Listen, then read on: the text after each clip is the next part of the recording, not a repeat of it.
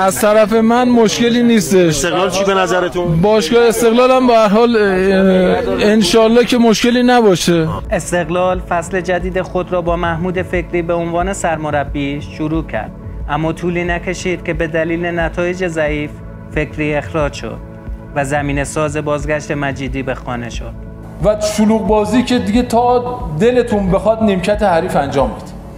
یعنی ما اگه نخواهیم فوتبالمون رو درستش بکنیم، خب باید بیایم بریم همین فقط دنبال یه سری مسائل حاشیه‌ای باشیم و به زور بخوایم امتیاز بگیریم و خودمون رو بکشیم بالا.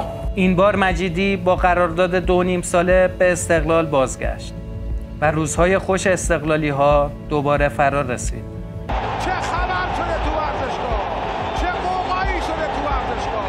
حالا باد به پرچم آبی ها میزنه، حالا باد به پرچم آبی ها میوزه و آبی ها هستن که خوشحالن. انجام میده رودی جسته در دفعه دروازه، تیرک دروازه و توی دروازه چه گلی میزنه آرمان رمضانی. تیر خلاص رو آرمان رمضانی میزنه به قلب دروازه شهر خودرو. ورزشگاه آزادی منفجر میشه با گلی که آرمان رمضانی زد. خوشحالی فرهاد مجیدی.